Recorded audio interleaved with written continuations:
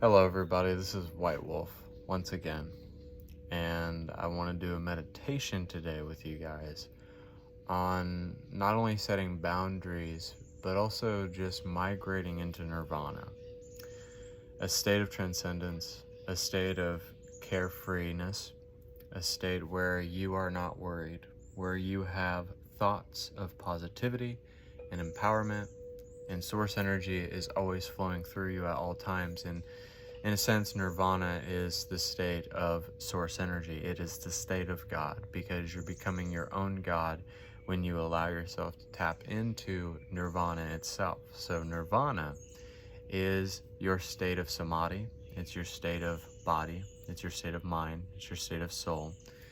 It's your state of consciousness, to where you realize that you're the consciousness that makes everything appear, that it makes everything happen, that makes everything permeate and create and generate and become a thing, to become something.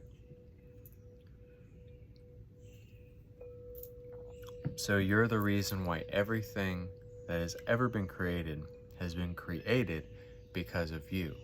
So you realize that you're the Nirvana, that you don't become Nirvana, but Nirvana becomes you.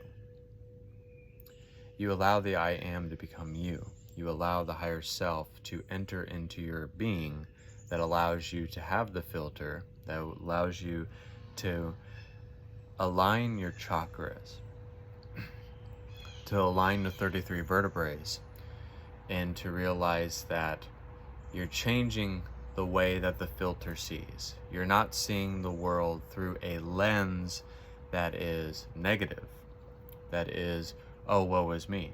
Oh, this person, I have to tell this person to reevaluate itself. That's not discernment. Playfulness, innocence, childlike wonder is true discernment and wisdom. So when someone is projecting, they're not in a state of nirvana. But in those projections, and I'm not saying that you can't have them, but in those projections, there is a revelation. So every time that you have a shocking, permeating revelation of where you need to go in your journey, of how you need to perfect the I am, on how you need to perfect your state of consciousness whenever you need to perfect it, now you're cognizant, now you're aware, and now that you recognize it, you're able to not only internalize things, but you don't react to them and then internalize them, but you internalize it and you know what the truth of anything is. You know what frequency is, because your frequency is based upon your vibration. So if your frequency is based upon your vibration, then you have to emote what you want out of life. So if you want to manifest greatness, you have to speak greatness. If you don't want to be defeated, you have to speak victory. If you don't want to be rich, or if you don't want to be poor, speak about being rich. If someone wants to be poor, that's okay too, but, I wouldn't recommend it. Because prosperity is a state of consciousness. It is not something material. The wealth is in the way that we use this dreamscape of reality, the way that we imagine things into awareness, the way that we change within awareness, the way that we migrate into awareness, the way that we're able to take on anything, that we're able to have authority, and truth always stands. And when you realize that it's really just a polarization of your polarity, because you're more electrified, you're an electromagnetic kinetic source energy. And when I say this, I'm meaning that the polarities have changed, because now you were this frequency, but now you're this frequency. You're an open frequency. You're a frequency that never loses its charge, if you will. So if you're that frequency that does not lose its charge, that does not lose its power, its frequency, its generating, generation and creation always happen. It always happens. So you have to understand that if it does happen, you have to realize that it happens for a reason, a transcendent reason.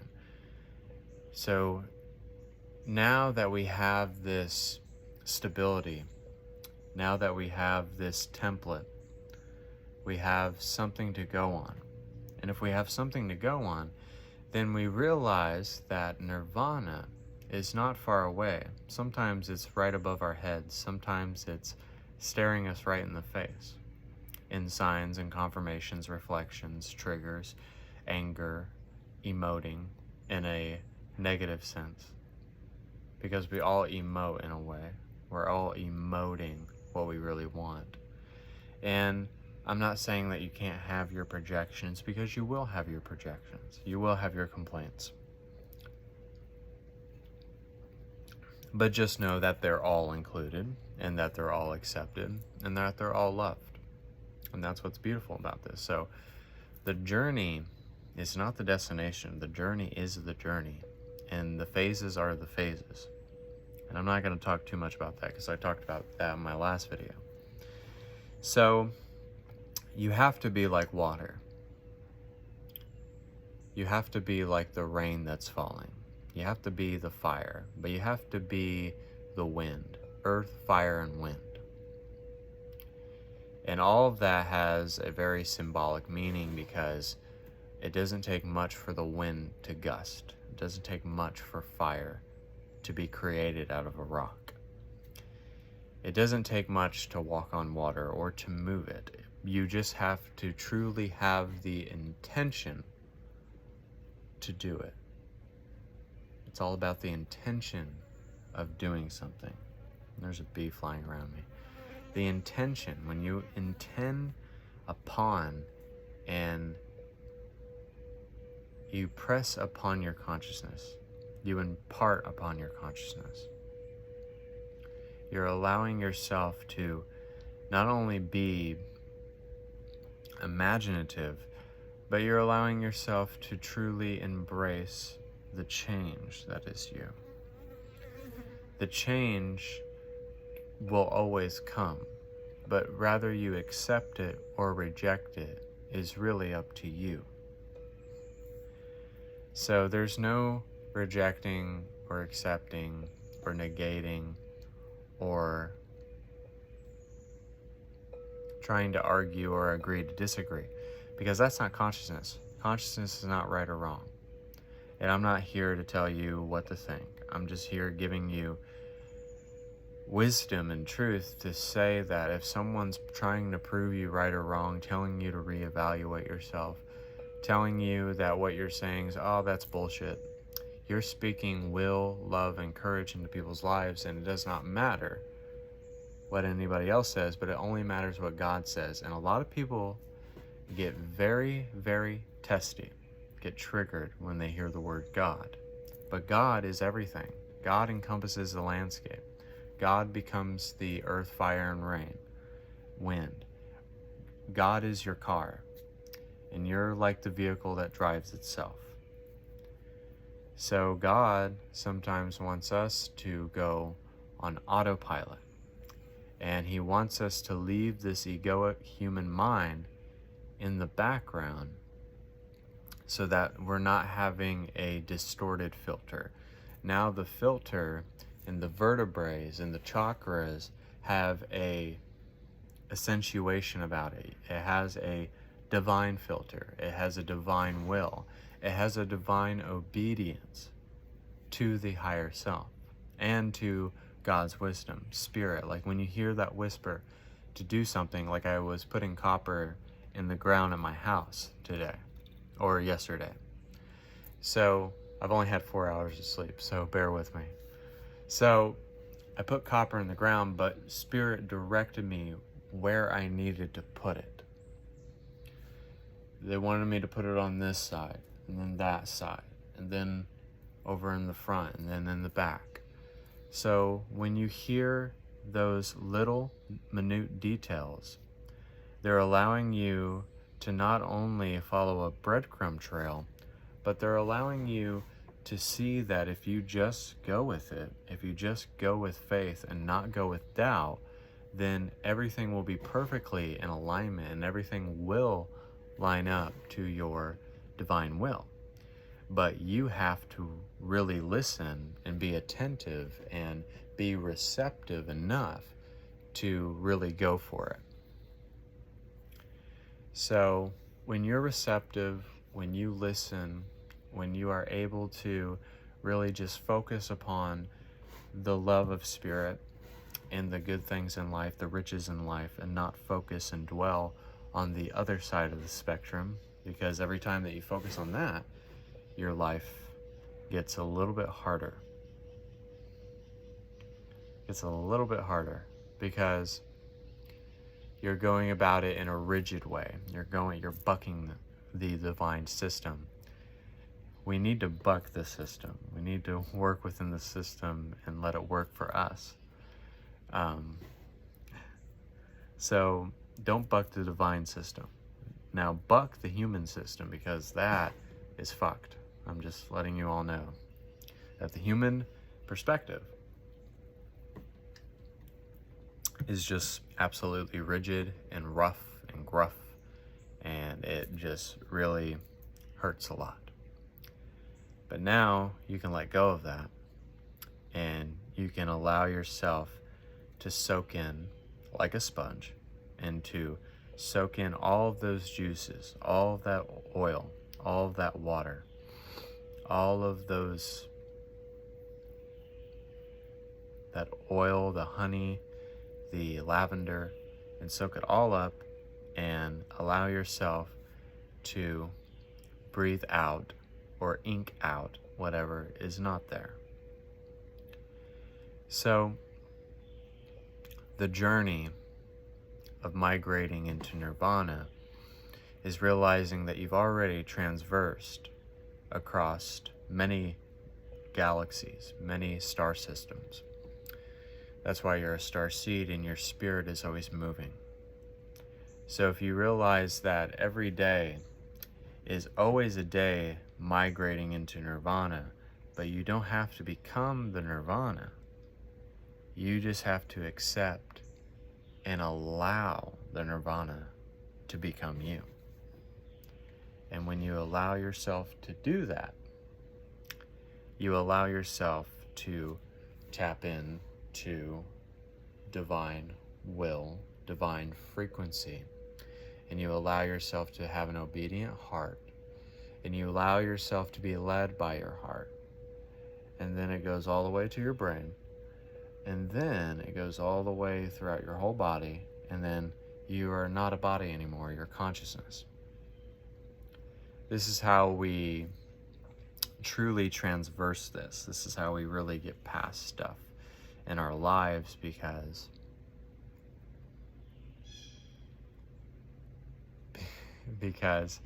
we're never really stuck. So you're never really stuck, ever. If you feel stuck, that's the only reason why you feel that way is that something in your life is trying to confirm what you are. So you have to counterbalance that and to confirm what you are not. And then identify with something else that is much better. So I hope that you guys get this message, and I wanted to do a little meditation for you so that you kind of get a visual and also intending and also a focused concentration about you, so that you can finally focus and hone this in and allow yourself to soak up all of the knowledge and allow it to be something very concrete. So, okay. Take a deep breath.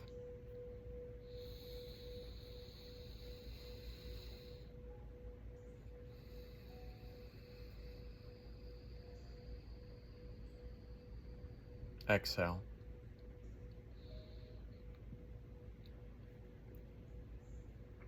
Now I want you to intend how you want to become Nirvana. Is Nirvana becoming you? Are you trying to become Nirvana? Are you trying to become enlightened? Are you rejecting enlightenment? And can you accept enlightenment? Can you accept the gift that keeps on giving?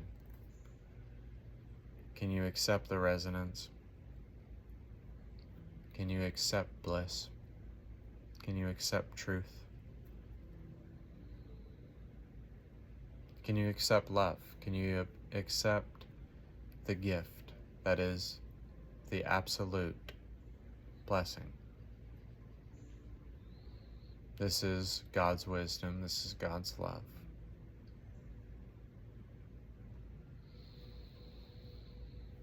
Do you accept God's love? If so, don't wait tomorrow. Don't wait later.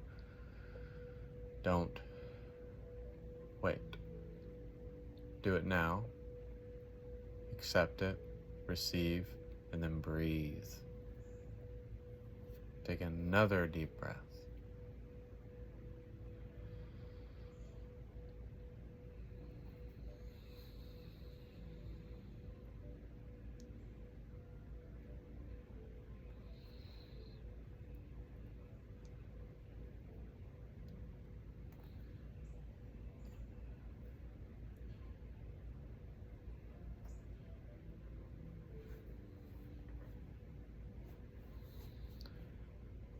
And I want you to imagine yourself as a fiery phoenix, a phoenix rising from the ashes,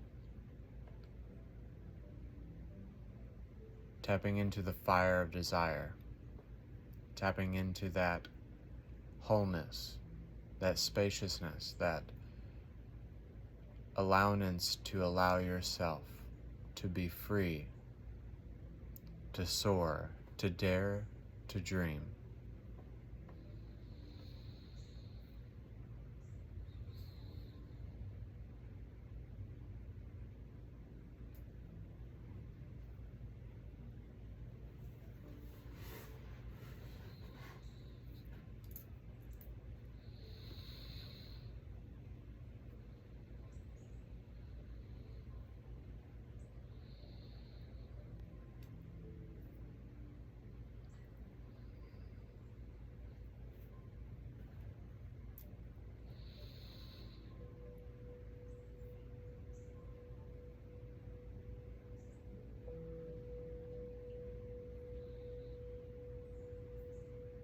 And allow the frequency of the chime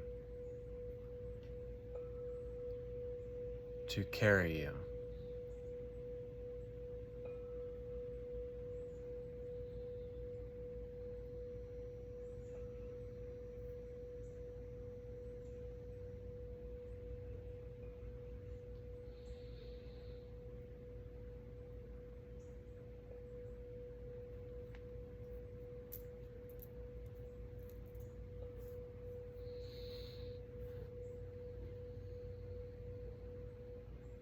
Allow it to be smooth.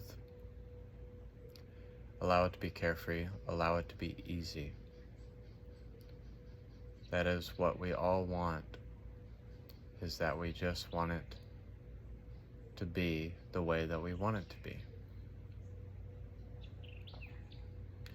So intend upon it. Know that you can have whatever you want. Know that you can achieve whatever you want. Know that you can be whatever you want to be.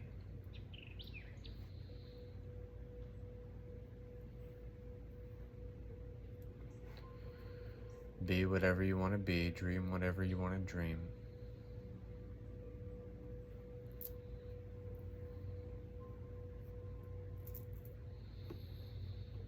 And then just breathe. And know that you've received. And now that you're innocent, now you're a child of the light, you are the Most High. The Most High is I am. And I am the Most High.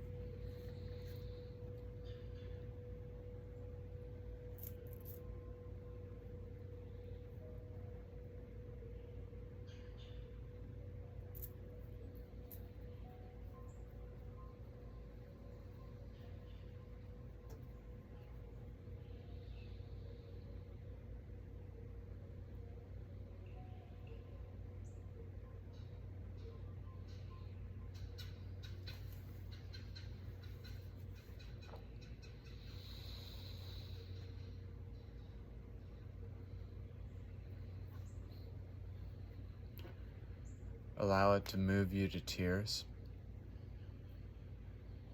Allow it to strengthen you. Allow it to build you up.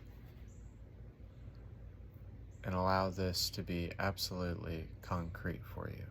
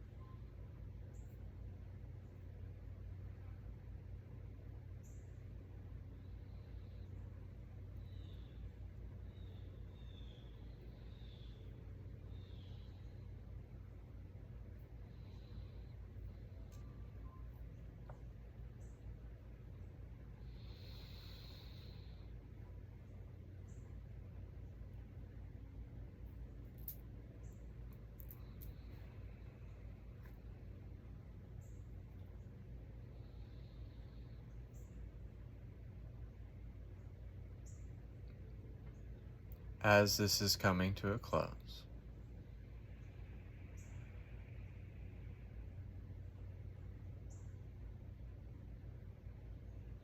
you're becoming all you created to be. You are the Oracle of Love, Light, and Wisdom, which is God in human form. And you are unique and precious in your own divine way.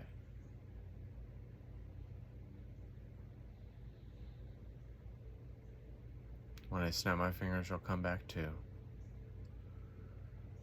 You'll have a greater sense of clarity. You will know who you are, and you'll become the God that you want to be. And so it is.